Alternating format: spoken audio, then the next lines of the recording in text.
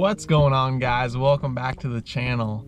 Right now I just got back to the garage here. I'm about to clean up the daily driver here, give it a good wash and detail, and actually I'm cleaning it up and I'm gonna take pictures of it and I'm gonna try to sell it. It's been a great truck. It's just time for something a little bit newer, and we're gonna clean it up and send it down the road. Also today I did hear back from the transmission shop from our last video, and it turns out that the last transmission pretty much machined itself to death. So we're getting a whole new transmission built for that. So unfortunately it's a little bit bigger than we thought, but is what it is.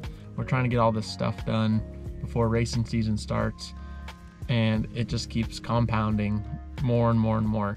So now we have the new transmission being built that we got to pick up and go put in the drag truck, as well as also we're having a Ford 9-inch built for the drag truck, because there's only a 10-bolt rear end right now, which is very weak for what we're doing. So I'm glad it's lasted this long, but now we're not gonna have to worry about it anymore. So those are the two big pieces that we're waiting on for the drag truck, but everything else is just maintenance that we all got to do in the off season. So we're gonna get that all done. I'm gonna get the Cummins here cleaned up, maybe mess around with the C10 a little bit today if I have time to get some more stuff done before Glenn comes and takes it. But yeah, it should be a busy day. All right, let's get the thing detailed. We are back. The truck's all nice and detailed up. Got the box out of the back, all the stickers off the windows. Everything nice and clean.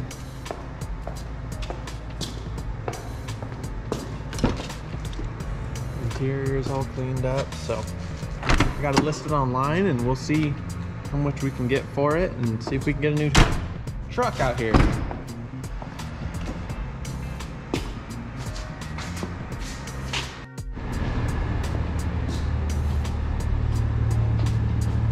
All right, we're under the drag truck right now, as you can see. So here's the 10-bolt rear end we're gonna have to get rid of. And we're having a 9-inch being built for it. And this is the fuel cell. We're gonna get rid of this guy, going back down to a 5-gallon tank. We're gonna do new fuel lines, new pump, and yeah, new fuel lines, run them all the way up to the front there. We're gonna start with the transmission and rear end, and then once that's done, then we'll do fuel lines and carb and all that other stuff. And then just for off-season stuff that we got to do, rotate the tires just left, right. We got to do oil and filters, plugs, water wetter that goes on our radiators. We don't run coolant like a regular radiator does. But that's why we have to keep them in the shop here, so it doesn't get below freezing, because it is just water in the system, and obviously water freezes, turns ice, not good for the cars.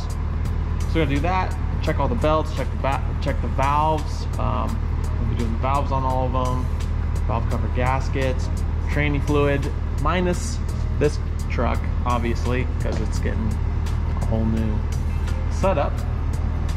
And then, yeah, that'll be it for drag truck, and then it'll be ready to go. On the C10 street truck here, I got the glove box all cut. We had to custom cut a glove box for the vintage air system, since it's back there taking up a little bit more room. So I don't have nearly as much room in here, but I didn't really need it for much anyways. And then this is the Sniper EFI handheld little deal here. Just velcroed it so we can pull it out and adjust all the settings and anything else. But hopefully, mostly once it's set up and gone through the drive period, the testing period, and we got everything where we like it, then it's just gonna hopefully just sit here. We're not gonna really mess with anything once it's set up and dynoed. I have the auto meter screen there I haven't even messed with, but it's pretty cool. It's all adjustable settings. You can make it look like a bunch of different gauges up there and adjust the colors and what's showing and whatnot. So yeah, once it's running and going, And that's it beeps, tells you when there's no oil pressure or gas. So that's kind of cool.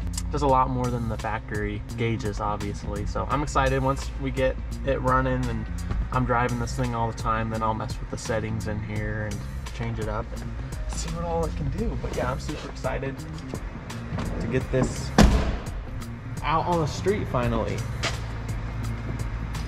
Sadly, I haven't been able to drive it yet. It's just been bad weather and we've just been waiting on it to warm up a little bit to finish up the last couple things. Glenn's gonna come and do the plug wires. They're tight in a couple spots. He's also going to have to go in handheld sniper and change a couple of the settings around. So I did the speedo gear and the transmission. You won't be able to see it, but down there in the tranny, there's a little speedo gear that was, the housing was leaking. So I went ahead and replaced that. And then I got a new back window for this. Now that I have Vintage Air conditioning, I don't really need a sliding back window, so I went ahead and got a flat back window. So I'll be pulling this one out, installing the flat one, and then once that's done, I'm trying to find some wing windows for it, just some new ones, just because these ones are original and whistle a little bit when you're going down the road, so that's kind of annoying. I've been trying to find some new ones, haven't had very much luck yet, but once I get all the windows in, then I'm gonna go take it and get it re-tinted. We'll go pretty dark since it's gonna be, you know, just a weekend toy, show truck type deal. So I'm gonna go pretty dark, probably 5% all the way around and 35-ish on the windshield, I'm thinking. So anyways, we'll get to that when we get there. Also, I don't have the hood on it right now, obviously, but I do have hood hinges for it. I don't know, I'm thinking I leave the hood off for now and drive around with it without the hood on, just because, I don't know, it looks cooler.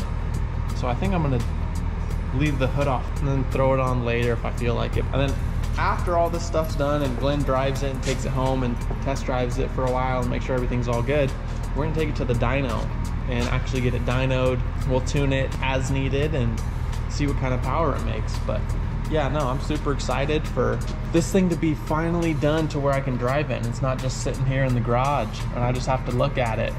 Just for reference, here's the old 327 that was in the C10 originally. As you can see, it's nothing compared to obviously what's in there now. And two, here is the engine bay before I got it all painted. As you can see, a lot of work was done to it to get it to where it's looking like now. But yeah, I just wanted to show you guys that real quick. Thank you for watching and we'll see you next time.